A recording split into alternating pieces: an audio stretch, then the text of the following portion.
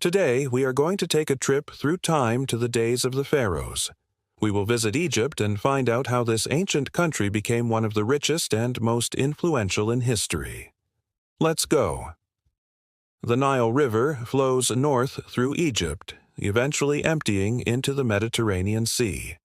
For thousands of years, the river served as a highway for trade and travel, linking together the people who lived along its banks.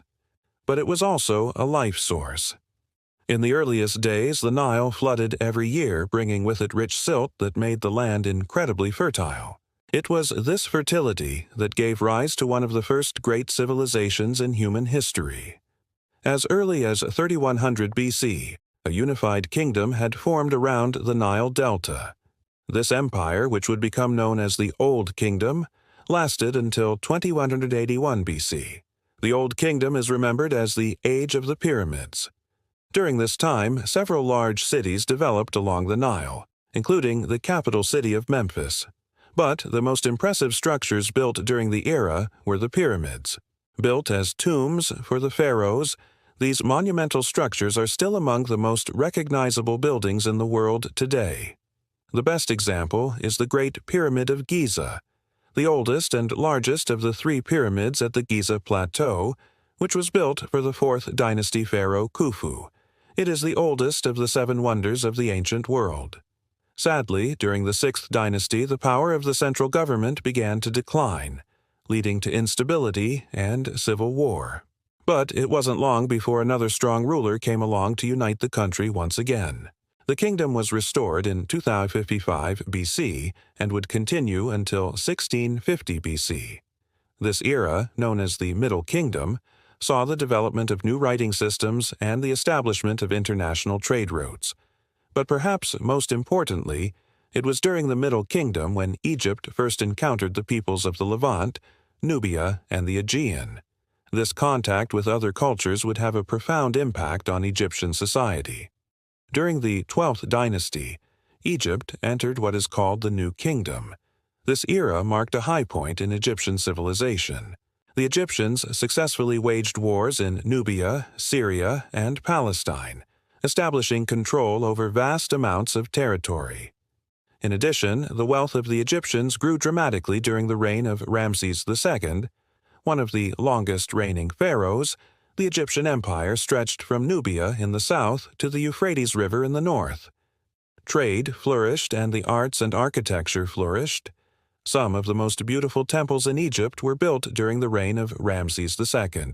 But unfortunately, as the 14th century BC approached, the power of the Egyptian kings began to decline again. By 1157 BC, Egypt had been conquered by the Nubian kingdom of Kush. However, just over 100 years later, Egypt was once again independent.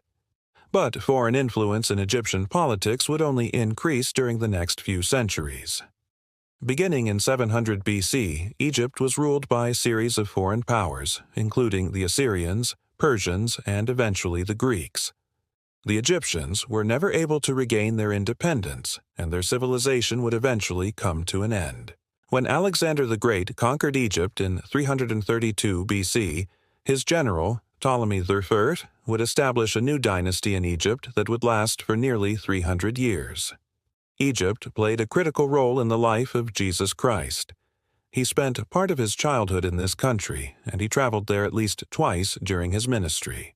The first journey took place immediately after the death of John the Baptist. Jesus left Nazareth and went down to Egypt to escape King Herod's killing of the innocents. The second trip was a longer visit that occurred about 5 years later. It was here that Jesus performed his first miracle, turning water into wine at a wedding in Cana. After this, Jesus returned to Nazareth, where he lived until his public ministry began. In 64 AD, Egypt suffered greatly from the destruction caused by the eruption of Mount Vesuvius, which cast a thick layer of ash over the entire region. It was during this time that the Apostle Paul visited Egypt and preached the Christian faith in Alexandria. In 198 AD, a severe famine struck Egypt, resulting in the deaths of millions of people. Egypt fell into chaos, leading to the establishment of the Roman province of Aegyptus in 305 AD. Under Roman rule, Egypt was largely self-governing and enjoyed a high degree of religious tolerance. This allowed Christianity to spread throughout the country without persecution. In 48 AD, the Jewish historian Josephus Flavius claimed that a group of Jews living in Egypt rebelled against Roman rule. However, the rebellion was quickly put down, and thousands of Jews were killed or forced to flee. Despite the setback, Christianity continued to grow in popularity throughout Egypt during the 3rd and 4th centuries. The construction of the Church of St. Catherine near Mount Sinai is attributed to the efforts of the Empress Helena, the mother of the Emperor Constantine the Great. During the 5th century, Egypt became a center of paganism and philosophy. One of the most famous residents was Hypatia of Alexandria, who was renowned for her knowledge of mathematics and astronomy. She was also a philosopher and taught some of the most important thinkers of the time. Unfortunately, she was brutally murdered by a Christian mob in 415 AD. With the Muslim conquests in the 7th century, Egypt came under Arab rule.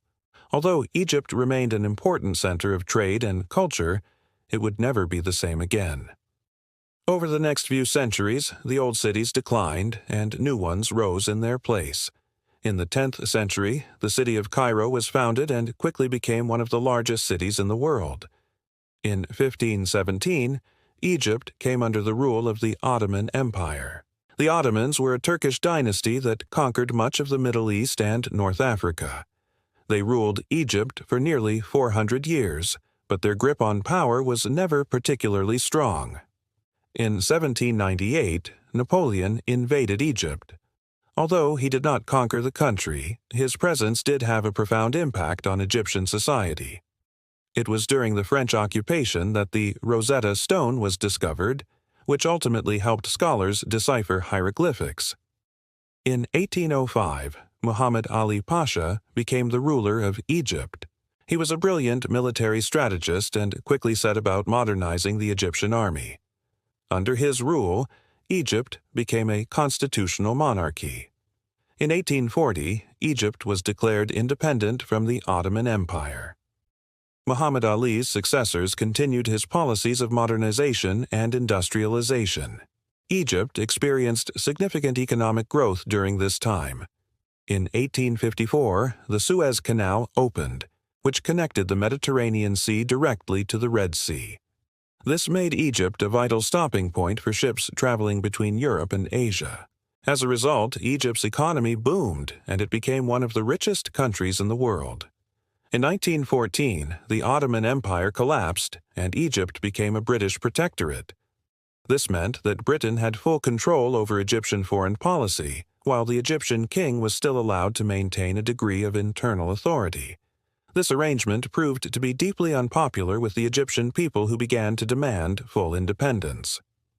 In 1952, a group of Egyptian army officers led a successful coup d'état and overthrew the monarchy. This marked the end of 300 years of foreign rule in Egypt.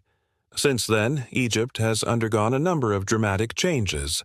The country has experienced periods of both great prosperity and great hardship.